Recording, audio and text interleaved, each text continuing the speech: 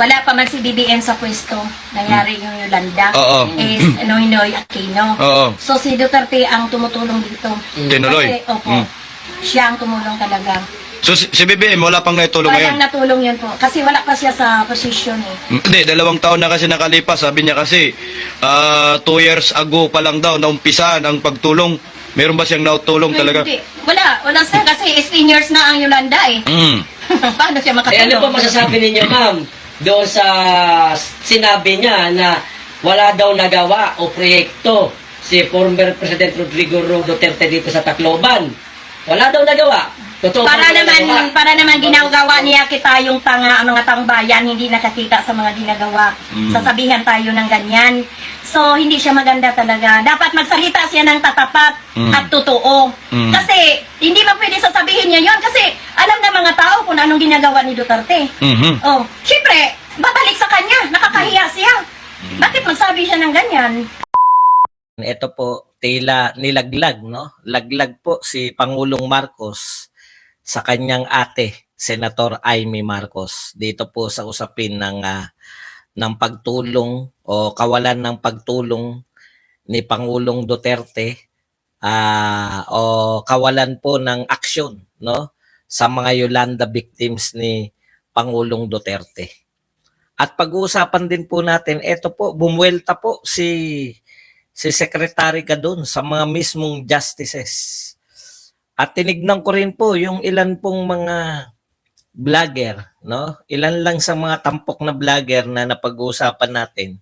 Kung may epekto po ba sa malalaking vlogger na ni BBM, yung mga sinasabi, pinipick up ba nila? Aba, akalain nyo po, walang epekto. Parang sininyo lang pala ang turong nila rito kay Gadon. Akala ko pa naman ay si Gadon ang magbibigay ng direksyon ng kampanya. Parang Ninyo Barsaga lang pala ang treatment ng mga vlogger dito, no? Isang beses lang po kinuna ng impormasyon at itinakwil na. Gadon, sa mga vlogger lang ng BBM, hindi ka na pala pinakikinggan eh. Paano ka papakikinggan ng mga mamamayang Pilipino? Okay, punta po tayo rito. Isa-isahin po natin itong mga gusto nating ibalita. Una po, ito po yung pinabulaanan o nilaglag, no? Nilaglag po ni Senator Amy Marcos. Ito pong ang kanyang kapatid na Pangulo. Alam nyo, minsan, sana merong pong, anong tawag doon? Yung nagre-review ng mga sasabihin ni Pangulong Marcos kung siya ba ay nasa tama pa po, no? Hindi na natin maintindihan eh.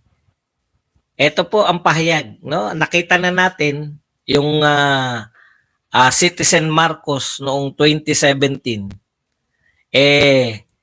Talagang no, sinasabi na meron po. Punta na po tayo rito, no. Nilaglag po. Alam nyo, wait, si Senator Amy, napakahirap po ng kalagayan ni Senator Amy. 'Di ba?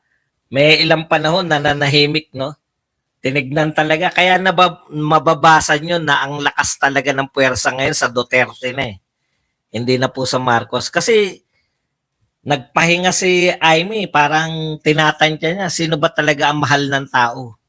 Si Duterte ba o si Marcos? Pero, sorry Senator Amy alam kong kahit papano, no? Okay. Kasi, ang hirap na po magtiwala sa pamilya nyo. Siguro makakapagpabaliktad lang sa amin ng anong tawag dyan, na iboto ka pang muli, ay si President Duterte lang. Pero kung kami masusunod, yung mga supporter ni Pangulong Duterte, hindi na kami boboto ng mga Marcos at ng mga Romualdez at ng mga iba, Araneta, mga Rojas at iba nyo pang mga kamag-anak incorporated. No? Nakakadala kayo. Nakakadala yung pamilya nyo. Binigyan kayo ng pagkakataon, dekada kayong siniraan ng mga dilawan. Siyempre, mga bata pa kami dun eh. No? Nakita namin yung hilatsa ng patakbo ng mga dilawan. Mas worse pa. Kaya lang, hindi na po kayo mauulit. Hindi na kayo mauulitan. Kaya, hindi po namin alam kung paano. Kahit na, pero maraming salamat pa rin sa paglalaglag sa kapatid mo. Ito po ang pahayag ni Senator Amy. Nahihiya ako sa mga tumulong sa amin sa Tacloban noong hinagupit kami ng bagyong Yolanda sa sinasabing wala raw silang nagawa. O, tignan nyo. Simulang-simula pa lang. No? Simulang-simula pa lang, ikinahiya na niya yung kapatid niya. Nakakahiya po talaga. Tama po to si Senator Amy. Alam nyo, mangiyak pa si then Mayor Rodrigo Roa Duterte. No? Na tumulong sa inyo. Tapos biglang palalabasin nung Citizen Marcos ka pa, no? PBBM, nung Citizen Marcos ka pa, wala ka pampi. Wala kang trabaho. Talagang kung todo pasalamat ka, no?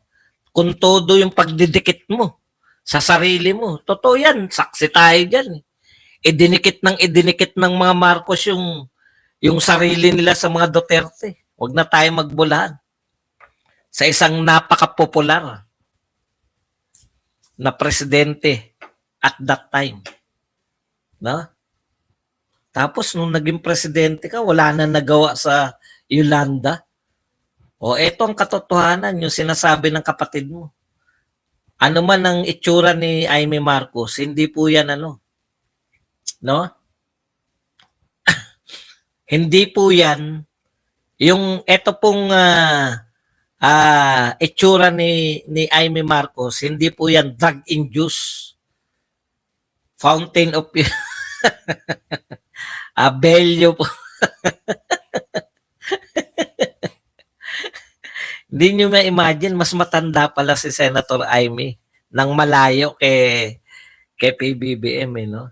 Ang galing talaga ng siyensya. Pero bagay, at least kahit papano, talagang binagayan si Senator Amy. Anyways, beside po yan sa mga itsura, ituloy po natin. Ulitin natin. Nahihiya ako sa mga tumulong sa amin sa Tacloban nung hinagupit kami ng bagyong Yolanda sa sinasabing wala raw silang nagawa. Unang-una, dumating noong 2013 si Mayor Duterte, 10 ng kanyang disaster brigade.